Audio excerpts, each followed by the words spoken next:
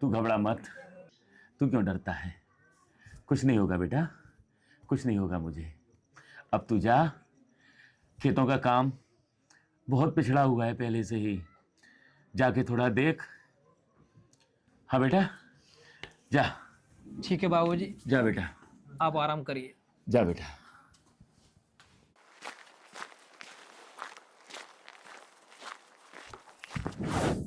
अरे मोहन, इधर आ, तुझसे कुछ बात करनी है।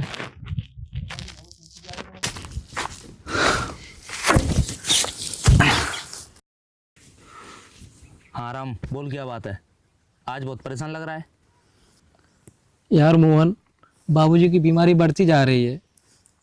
वो अपना इलाज कराने के लिए फसल का इंतज़ार कर रहे हैं, लेकिन ये बात मैं जानता हूँ कि अगर उनका जल्द से जल्द ऑपरेशन ना हुआ तो शायद हम उनको खो देंगे। अरे ये क्या कह रहा है तू? फिर तो तूने किसी बड़े अस्पताल में ले जाकर भर्ती करा।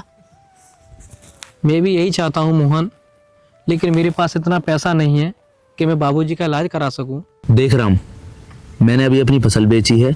अगर 1500 रुपये की जरूरत हो तो मुझे बताना, संकोच मत करना, क्योंकि हम कुछ पैसों के लिए बाबूजी को नहीं खो सकते ना। इतने पैसों से कुछ नहीं होगा मोहन।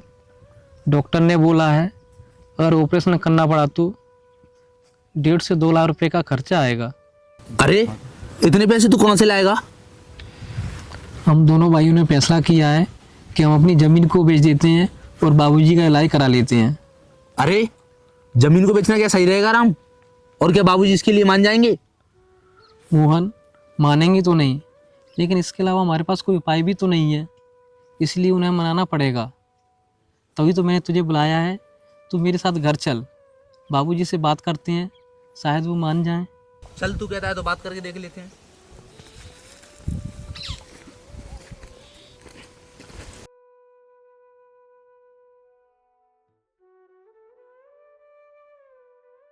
अरे श्याम। जी बाबूजी।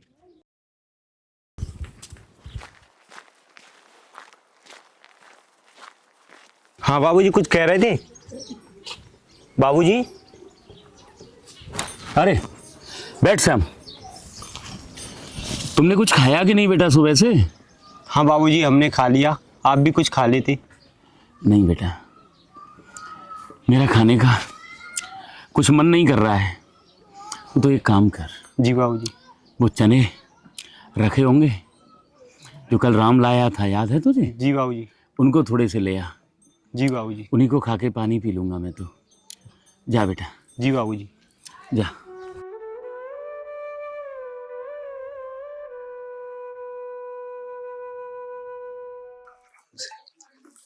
लो बाबूजी चने। रख दे बेटा। इन्हें छिलका निकाल के साफ कर दे इसमें। जी बाबूजी।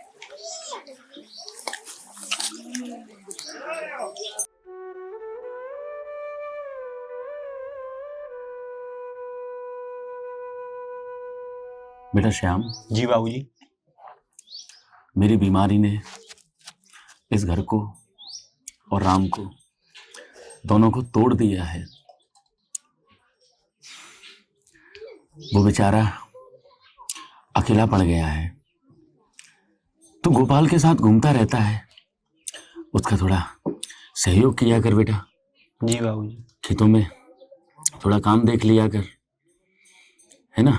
जी बाबूजी। क्योंकि देख बेटा, भाई के लिए भाई से बड़ी कोई जागीर नहीं होती।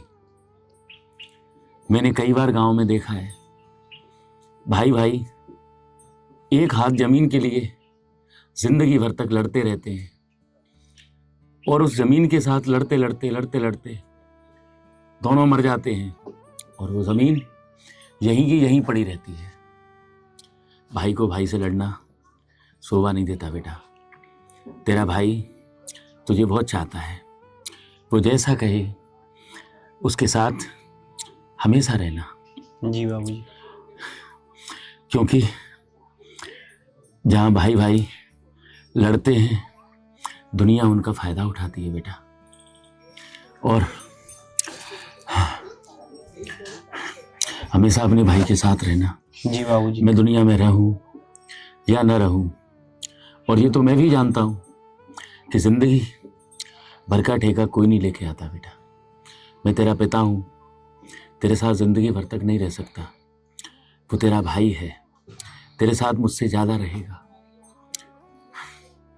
हमेशा उसके साथ रहना, क्योंकि कहते हैं बेटा कि भाई भाई सुख दुख बांटने के लिए होते हैं, संपत्ति बांटने के लिए नहीं। इसलिए श्याम, हमेशा अपने भाई का साथ देना बेटा। जी बाबूजी। हाँ, वो भी तुझसे बहुत प्यार करता है। ठीक है बेटा? जी बाबूजी।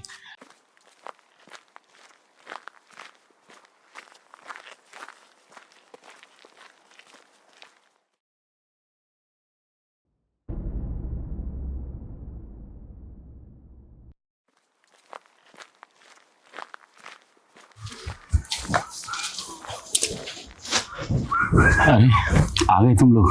जी बाबू। कैसी तबीयत है बाबूजी आपकी? तबीयत तो ठीक है बेटा, बस हल्का सा सीने में बस दर्द है, पर कोई परेशानी वाली बात नहीं है। बाबूजी, अब तो आपका ऑपरेशन होना बहुत ज़रूरी है। करा लेंगे, मैं कह तो रहा हूँ, फसल को तो आने दे बेटा।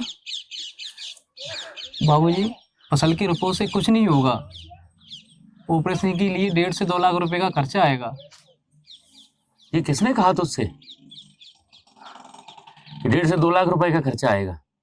ये सच है बाबूजी। इतना पैसा कहाँ से लाएंगे बेटा? इतना पैसा तो हम अगर अपनी 10 फसलों को बेचेंगे तब भी नहीं मिलने वाला। लगता है मुझे इस दर्द से और लड़ना पड़ेगा, लेकिन तू घबरा मत, मैं लड़ने को तैयार हूँ। अभी हिम्मत नहीं हारा मैं, तू घबरा मत। बाबूजी, मैंने और श्याम ने हाँ बोलो। जमीन को बेचने का फैसला किया है और उन रुपयों से आपका इलाज कराएंगे हम। तो मोहन, जी बाबूजी। समझा इसे? क्या कह रहा है ये? तू तो दोस्त है इसका। बाबूजी ये सच कह रहा है, आपका इलाज कराना बहुत ज़रूरी है। तो क्या जमीन को बेच दोगे? अरे जमीन हमारी माँ है। क्या कोई बेटा अपनी माँ को बेचता है भला? क्या कोई बेटा अपनी माँ का सौदा कर सकता है? ये वो माँ है बेटा जो अपने आंचल की छांव देती है। ये अपने बेटे का पेट नहीं पालती, ये अपने बेटे की न जाने कितनी पीढ़ियों का पेट पालने की क्षमता रखती है। क्या इसको बेचना उचित है? अरे जमीन को कोई किसान बेचता है? मैंने दुनिया देखी है बेटा, मैंने उन किसानों की जमीन बिकती हुई देखी है। और जिन किसानों की जमीन बिक जाती है बेटा, उनको कई रातों तक नींद नहीं आती। अरे मां अपने आंचल का दूध पिलाकर अपने बेटे को जवान करती है, वैसे ही हमारी धरती मां ये भी अपना सीना फाड़ कर अनाज उगाती है, और उस अनाज से हमारी भूख मिटती है। बेटा तू ही बता, क्या ऐसी मां को बेचना उचित रहेगा? बस बाबूजी, बहुत हो चुका। हम दोनों भाइयों ने फैसला कर लिया है, और इसके अलावा करूँ तो करूँ क्या मैं? बाबूजी, हम दोनों भाइयों से माँ का आंचल तो छिन चुका है, मगर हम आपको खोना नहीं चाहते।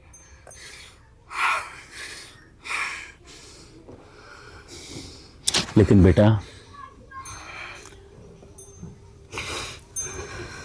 मैं अपनी मां को कैसे बिक जाने दूं? कोई बेटा नहीं चाहेगा, और मैं इतना खुदगर्ज नहीं कि अपनी जिंदगी को बचाने के लिए अपनी मां का सौदा कर दूं। तू ही बता, मजबूर तू है तो मजबूर मैं भी हूं बेटा। तू भी मेरी मजबूरी समझने का प्रयास कर। अपने बूढ़े बाप को और दुखी मत कर।